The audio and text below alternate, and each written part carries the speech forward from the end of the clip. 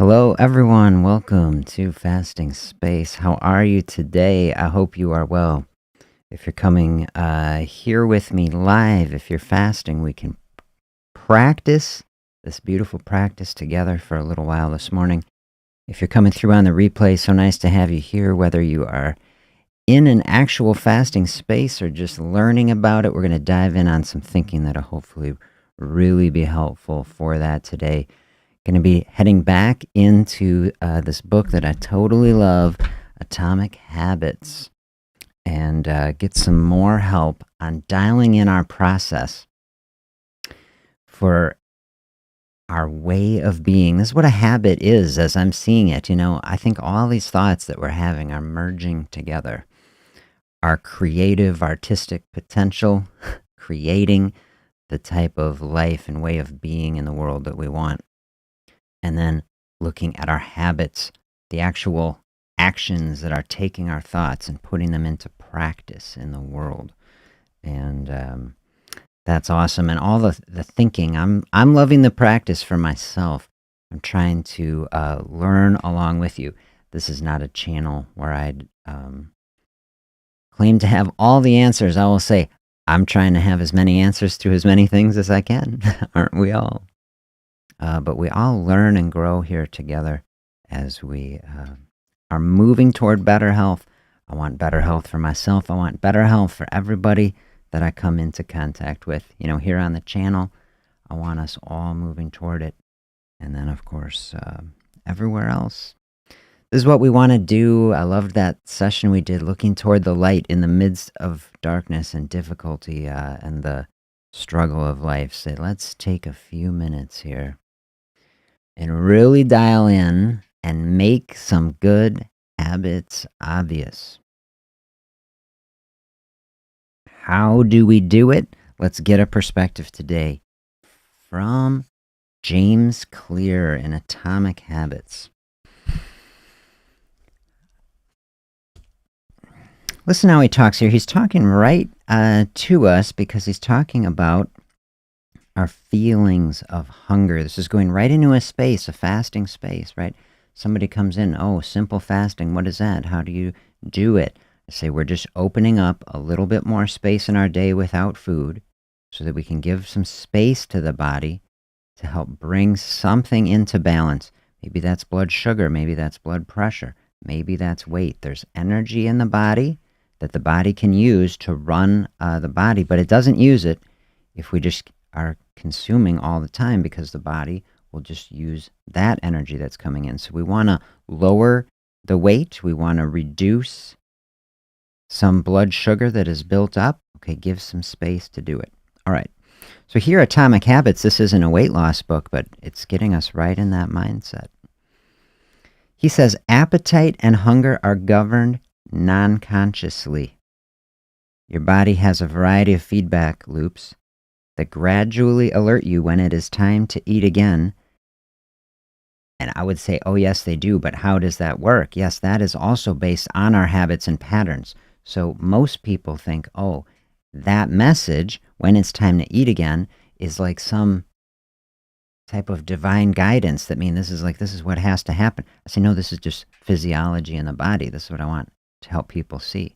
Have you had it where you get hungry, but then you didn't eat, and then you flow through it, and then you're not hungry on the other side? Maybe you did it unintentionally. You got super busy. You were going to eat lunch, but your meetings ran over, and you had 7 things to do. And all of a sudden it's 3, and then you're like, but I'm not so hungry. But then I get hungry for dinner. See, this is a hormonal cycle. That's at the root of what he's saying. Body is unconsciously tracking what is going on around you and within you. A craving can arise thanks to hormones and chemicals circulating in the body. Absolutely. And suddenly you're hungry, even though you're not quite sure what tipped it off.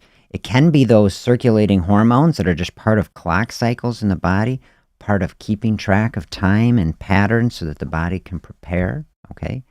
And it can be cues from the external environment, a smell, a something. He says, this is one of the most surprising insights about our habits. You don't need to be aware of the cue for the habit to begin. You can notice an opportunity. It's like, oh, an opportunity to eat something good. And you can take an action without dedicating conscious attention to it. This is what makes habits useful and also what makes them dangerous. Have you ever had that happen? It's like you weren't planning on eating. You weren't planning on something. All of a sudden you're doing it and you're like, where did that happen? Remember what the last time we were in this book, he was talking about the cycle. Cue, craving, response, reward, that we flow through this cycle. Something primes the system and then we want it for some reason. The response is programmed so that we get some sort of reward, something that served us in the past, then we remember it. Body's like just starts building a cycle to flow through it. So this is where we're getting into the space today. If you can flow through a cycle, things are happening, maybe things we don't even want at the present moment, but it wasn't obvious. As you can see the problem, that's what I say, this makes it dangerous. If it's not obvious, if it's happening in the background, it's like hard to stop it. We're going to say, how do we bring awareness to this process so that we can change it, flow through it in a better way?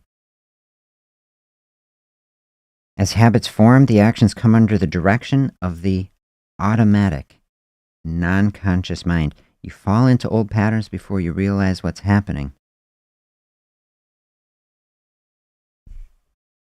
The more you repeat the patterns, the less likely you become to question what you are doing and why you are doing it. Then he tells a couple funny stories here. It's like it's talking about a person who had been a kindergarten teacher for so long, and then she took some other corporate job, and then she would always be, telling people, wash your hands, wash your hands, wash your hands. Someone else who'd been a lifeguard for many years, then he's in a different job.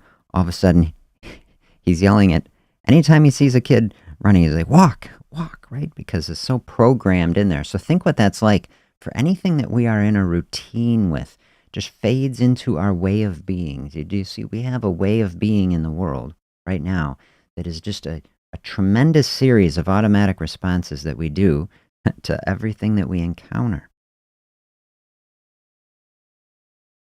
So many processes that we make that shape the environment that we're in. So there's definitely a dynamic process happening that reinforces structures that things are in.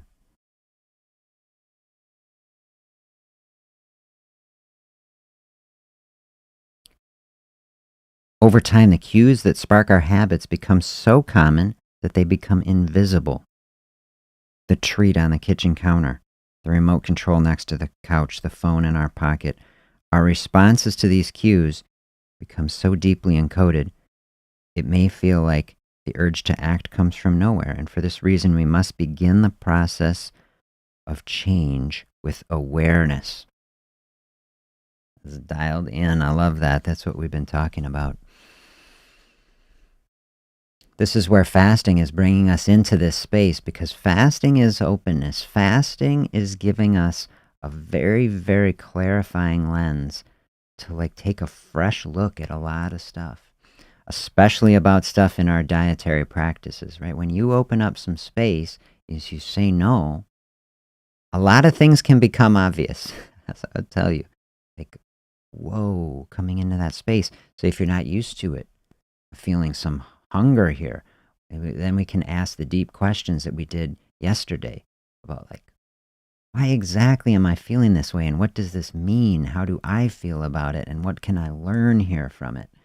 And can dive really deep on the question of, do I really need this physically in the body, or do I need this emotionally? And this is where I really try to help people get to that emotional space with food, to see that connection between the physical, the mental, the emotional. He quotes Carl Jung here. He says, until you make the unconscious conscious, it will direct your life and you will call it fate. I double underline that part because I thought It was really interesting to think about. Until you make the unconscious conscious, it will direct your life and you will call it fate. What do you think of that? Have you been in a cycle? Have you been in a space where you say, this process, this is just how it is. This is what happens. We come up with some reason. Okay, maybe, right? Let's open our mind. Let's open space to think about this. If we are in a space and say, don't exactly like the direction that we're going, right? We're trying to make a change. Like we're up against something. It feels like we can't change it. We say, this is just my fate. Have you ever felt that way in a health process? Like, I am not making it forward through this.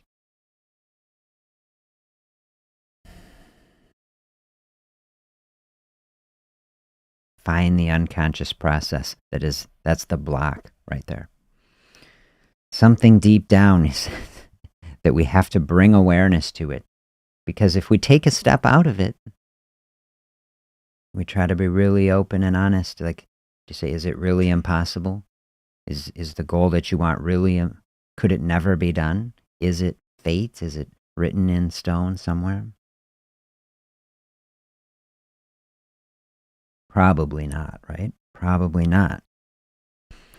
So how do we do it? How do we unearth it, the process to change our fate, right? Change the trajectory.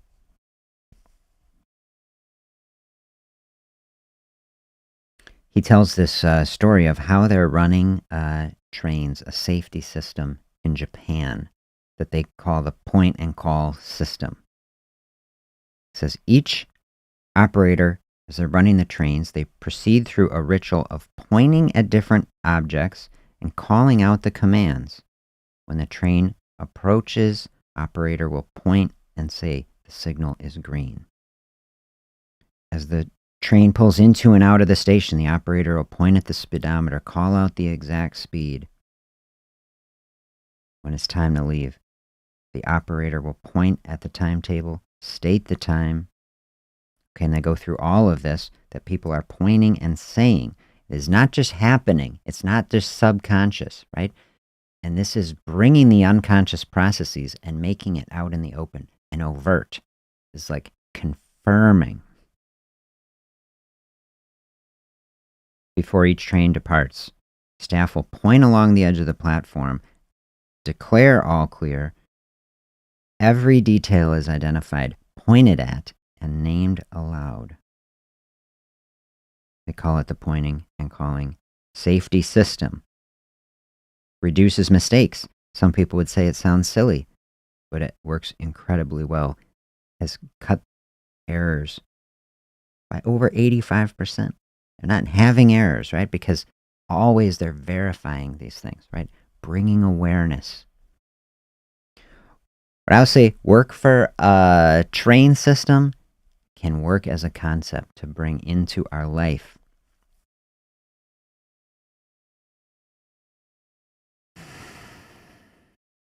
Is a mindfulness practice. Look how he describes it here. He says point and calling is so effective because it raises the level of awareness from a non-conscious habit to a more conscious level. Operators must use their eyes, hands, mouths, ears. They're more likely to notice problems before something goes wrong. This is a big thing I talk about in the health space, in the eating space. Remember, like our balancing. We want a fasting space as we feel called to it. We want a healthy eating space. Everything brought into balance. When we are eating, we want that to be a joyful, positive process that can help our eating to be even more satisfying, enjoyable, positive, bringing mindfulness to it. Like the train operator, trying to involve all of our senses into the process is absolutely to be encouraged. Shut off all the distractions. No TV, no Netflix, no news. connecting with the food, looking at it, smelling it, tasting it, hearing how it sounds as we're eating it, just fully experiencing it. You drive a lot more satisfaction from food when you're eating that way, really dialed in to it. And then, the suggestion from this then, like anytime we're eating, we want to bring our mindfulness in it. You can use the point and call system. This is what I say. You want to make things obvious. We say make good habits obvious, make bad habits obvious. Just bring awareness to everything. Point and call it. Will you try it? Try it out. You say, like you said with the train. Some people say, oh, does it sound silly? But like, how much mindfulness would it bring, to what you're doing?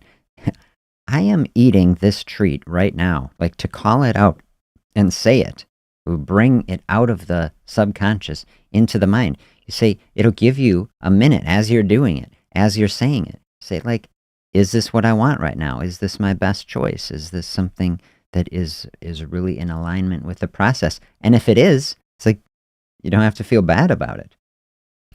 But it's saying, like, if you're looking for a process to, like, are you struggling with some sort of automatic thing? Like, this would really be a way to bring awareness to it.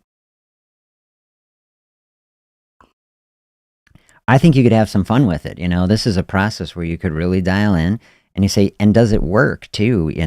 A lot of people, you can read online about atomic habits, people finding a lot of benefit from this.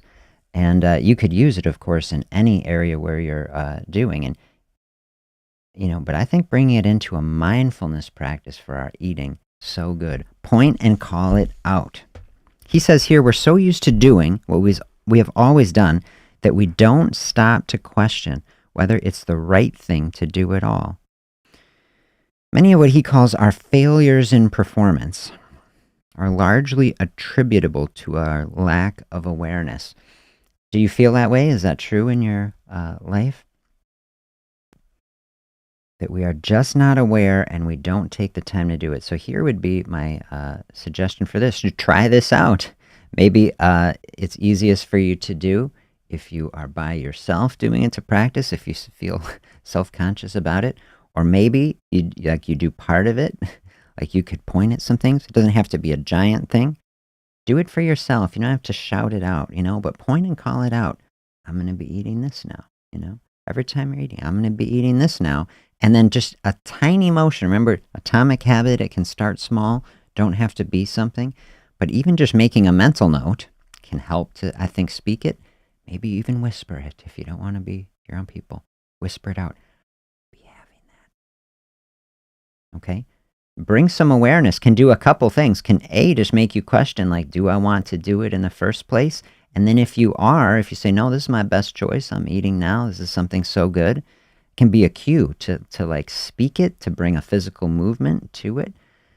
Then you say, oh, that's reminding, oh, I'm incorporating more senses in this process, and we can bring more mindfulness to it. Maybe it just helps us enjoy it even more. And so this would be the process, the balance I want. Help people to flow through a fasting space, stop automatic decision making. We did a whole session on that. And flow through a space comfortably and joyfully, and then use that space then to bring more joy, positivity, satisfaction from the food we are eating. When we increase the mindfulness of eating, it makes us dial in and really on how good is the food that we are really eating. It's hard to be mindful, hard to practice mindfulness if the food we're eating is not actually very healthy and good, I say. So this is where these things can spiral together. This is my encouragement, and a fasting process can save money, right? If you're eating less food in some area, I say take any money that you save from that and say, put that in the food budget for classing up and improving the food that we are eating. So make it the healthiest, most nutritious thing. And then when you say, okay, then it's more obvious. Okay, look at this delicious food. Look how nutritious. Look at the health coming into the body. We're making it obvious. We're making all these things obvious. We point at it. We call it, say, hey, I am eating this now, and look how good it is. Like, oh, man. Then we enjoy it. then we feel satisfied. If we are in a process where we're eating food and we're loving it and it's sustainable and healthy and we feel satisfied from it, then it's easier to flow back around the other side. Then when we're in a fasting space, we say, hey, this is the other side of it. Then we can look forward to healthy, good foods giving us energy. And we can point out, you can point out the fasting side of it, Say, hey, look what I am doing here, because we want to keep every positive thing going. Look what I'm doing in this space. Like, I'm going for it.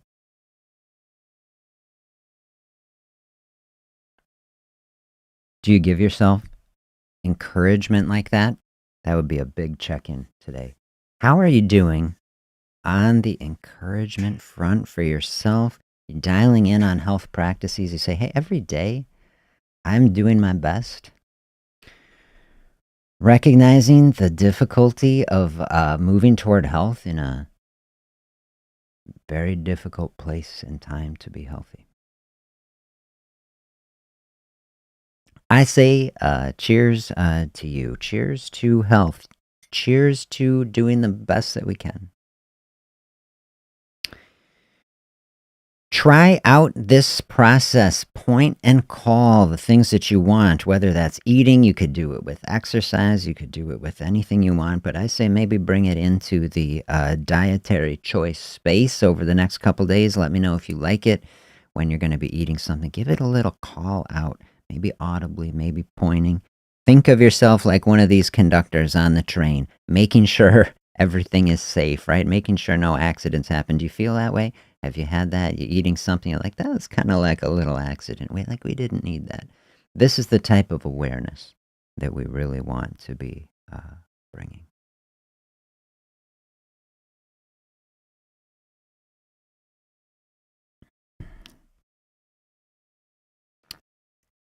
Everybody with me live, if you are here, I say let me know any questions you have. I want this to be your space. I won't run away right away. I love to sit and answer any questions, hear any reflections that you have. I say let's just share a little space at the end of this before we head on our way. If you're here on the replay, of course, feel free, throw questions, comments in that comments. Those come to me. Always happy to have a discussion in the comments.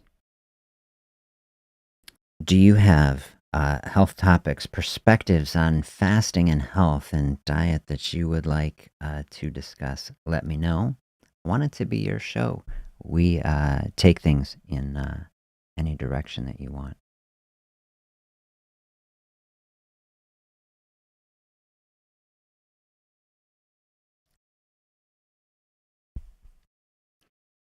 Really nice to share this space with you today. I hope you are very well. I will look forward to seeing you back here tomorrow. Be well, everybody.